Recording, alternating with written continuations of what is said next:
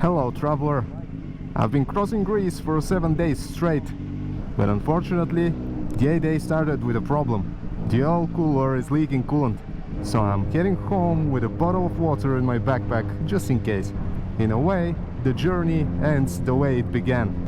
Well, on this strange day, we'll talk about stories again. Story about the trip. It all began in a very funny way. I started the bike and the coolant leaked out of one of the clamps, but it was pretty giant leak, and I had to replace it. I was fast without unattaching anything. Later I started the journey and I was going to Makaza. Then a few kilometers before Kyrgyzstan, my GoPro adapters broke. It looks like I did it on purpose, but I didn't. So I had a second problem to solve, because without a bike or a camera, it would be pointless to go. Luckily, in Kyrgyzstan there are tech stores, so I bought a full pack with adapters, mounts, etc. and I entered Greece, welcomed by great views. And hello, Greece! My first destination wasn't planned. St. Nicolaus Monastery. I knew about it, but I had never visited. It's built on small islets and everything looks beautiful. The next obstacle was to find the port and board the ferry. One motor, one person. Yep. I had never sailed before that moment, but in the end I liked it. After arriving, I started my planned journey, a tour around Thassos. First I headed to Castro, the highest village on Thassos Island, built there to be hard to loot for the pirates of the Mediterranean Sea. Second was the Archangel Michael Monastery. In addition to the great views, this place keeps a piece of a nail from the crucifixion. Third was the archaeological site of Aliki, which was a Roman port for extracting marble from Thassos. This island was one of the main marble sources back then. This whole journey took its time and I finally got to the hotel in the dark. And what I like to say, it's not a trip to Greece if you skip the calamari. Well, that's what happened the first day. And what happened in the second day? Well, the second day I woke up early and went to the ferry. I kinda took it the last possible moment. It was more of a race against time. I had 10 minutes to get there, buy a ticket and board. I managed to get on at the last possible minute. The rush was worth it after all. For this day I had planned a trip to Olympiada. Next to this town is ancient Stagira, the birthplace and resting place of Aristotle, one of the most famous Greek philosophers and the teacher of Alexander the Great. Unfortunately, there was a hiccup. Is it locked? Yeah. The site is closed on Tuesdays. I hadn't done my homework, so I left. The good thing was, I had visited the place once before, so I at least had some footage of the view of the Gulf there. During the ride though, I felt like the bike was losing power. It turned out the handlebar was slipping because of the hot weather and I had to grip it tightly to keep riding. The next destination I was going to visit was Larissa. When I got to the hotel, I found another problem with the bike. The sensor for the neutral gear was flashing like a disco ball. This was causing harder ignitions. And about Larissa, it's one of the oldest cities in Europe with amazing ancient ruins, a giant amphitheater, a basilica, and an Ottoman Bedestan, basically a medieval mall. So that's how I got to Larissa, and in the third day we started the game. The real game.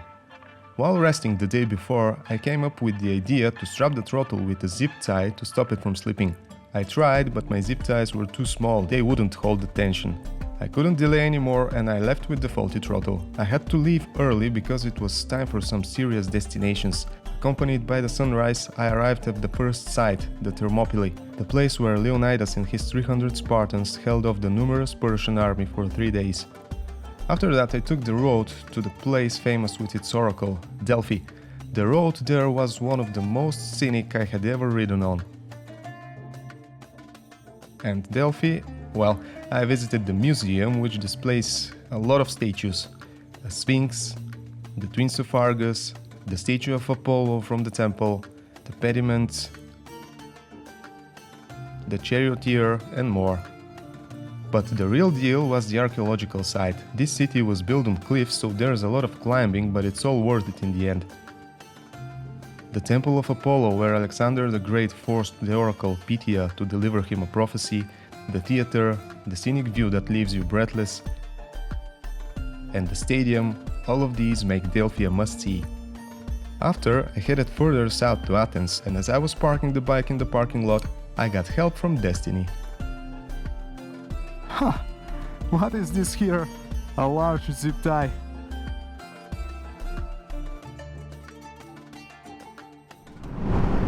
And I got to Athens and tried their amazing gyros. It was great. And that's how the third day went.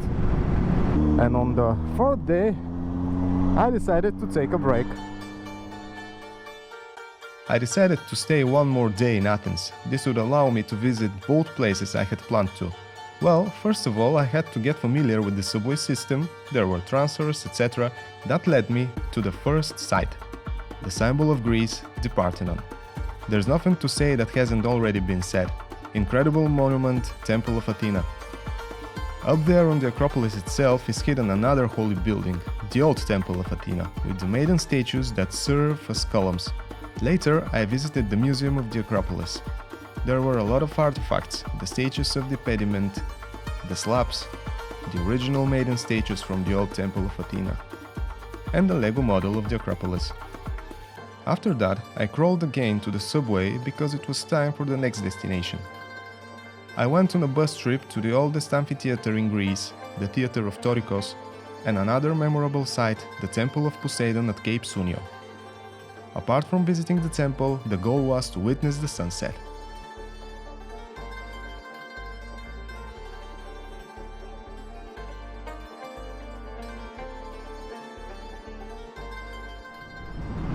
So yeah, that's how the fourth day went by. And so came the fifth one, and I was about to test the throttle, which actually turned out to be okay. And on the fifth day, I left Athens to visit another list full of iconic sites. The route I had planned went through a scenic road next to the sea. There I had to stop for some time at a traffic light. It felt like an eternity. come on. So I'm not the only one, at least. When the green light flashed, I continued to the first destination, the Corinth Canal. I hoped to see a passing ship, but it's going to be next time. After the canal, I headed south to visit one of the most famous ancient cities, Mycenae, one of the participants in the Trojan War. The whole site was great, especially the four tombs, the treasury of Atreus, tomb of Aegisthus, of Clytemnestra,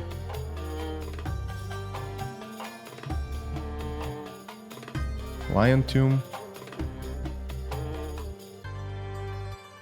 and Lion Gate, the main entrance to Mycenae, the views of course, and the secret underground cistern, and everything else. I also passed by the museum there. It shows a lot of artifacts, vessels and stuff excavated from Mycenae. Next was the Bavarian lion carved into a rock in Nafplio, and right away I visited the Palamidi fortress situated above Nafplio. That's the first liberated fortress from the Ottomans by the Greeks. When I was done at the fortress, it was time to pack the bags for Sparta. A great road by the sea took me to a mountain pass. What a route it was! I passed it like it was just a couple of kilometers, and the shield of Sparta appeared before me. And at that point, it was sure the trick with the zip tie was working. The throttle was fine the whole journey. That's how I got to the statue of Leonidas in Sparta, the main goal of my trip. I really wanted to take a photo of the monument, and I took 3. So the most important goal of this trip was complete in day 5, and next on the list came the 6th one. I woke up in Sparta and went to visit the archaeological site of ancient Sparta. The site of the strongest polis shows a lot of ruins: the round building, the Byzantine basilica, the temple of Athena, the amphitheater, which was under restoration works, and more. Sparta became one of my favorite places. I had a little time for a walk the night before and I saw very friendly people. I was even offered a glass of water in a gyros restaurant while I was waiting to taste the Spartan gyros. Further on, the journey offered me some more encounters. Apart from the friendly Spartans, I almost tasted the horns of a cow. And if that wasn't enough, dogs tried to bite me just a couple of kilometers afterward. I have no explanation for why dogs hate me that much. After this dangerous experience, I finally arrived at Olympia, the birthplace of the Olympics. An amazing and huge place, the training grounds, the Philippion, the Temple of Hera, the stadium, the Temple of Zeus, what a place. The museum next to the site is amazing too. So many marble statues of emperors. I was surprised to find 2 statues of Marcus Aurelius. Others included the statues from the pediments of the Temple of Zeus,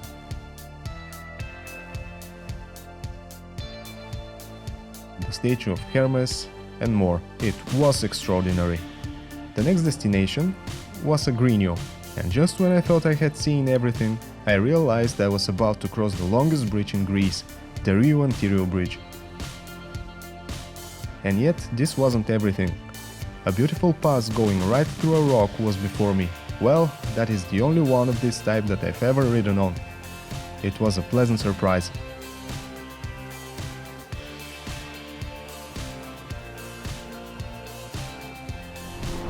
And that's how the 6th day went and led to the last day of the journey.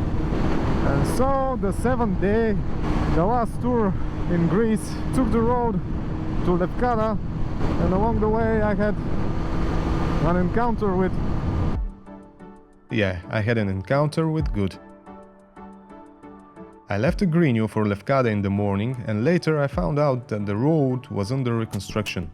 But I had already managed to get myself into trouble. You're not serious. I was using the Google Maps app for navigation and it sent me to a dead end, a sandy road, clearly not the way to Lefkada. And suddenly, just when I was sure it would be really hard to get back on track, some Greek fella came out of nowhere driving a pickup truck. Lefkada πας πού? Yeah, Lefkada. Lefkada. Yeah. Έλα, σε πάω εγώ. Πάμε από εκεί. To follow you. Ναι. I still don't know how we understood each other, but he took me to the right road and waited to see that I actually followed it. It was so unexpected for me to find help there, I'm still grateful. It's not a common thing to receive help like that nowadays. And because of that good deed, I was able to continue my trip to Lefkada. It was full of scenic views of the blue sea water. I passed by Cafe Panorama,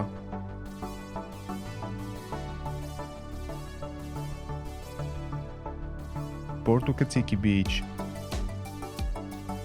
and further south, Cape Lefkatas and the lighthouse there. Lefkada was good until the moment I tried to leave it. The bridge there, they use a ferry as a bridge, wasn't in place. I had to wait for boats to pass before I could continue. Later I passed through an underwater crossing to get onto the road to Koronissia, a town I wanted to visit to get calamari, of course. The main reason to get there was actually the road itself. It goes for around 10 kilometers across the Gulf.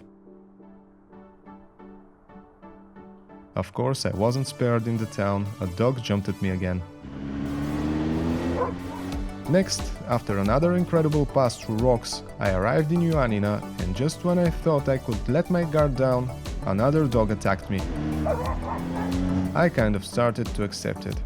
In Ioannina, I was impressed by the fortress walls there, and it turned out that my hotel was within the walls. What a coincidence.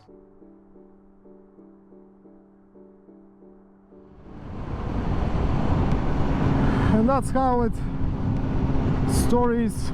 We are at the border pass of Promachon. That was one incredible journey full of stories and archaeological sites, beautiful views, great ancient monuments, and etc. All I have to say is I'm coming home with some incredible memories, and I really want to go on another adventure like this. So hello Bulgaria, bye bye Greece. We'll probably see each other again in the future, and thank you for watching. If you like the trip around Greece, subscribe to the channel so we can see each other more often. I'm going to wrap it up. See you later.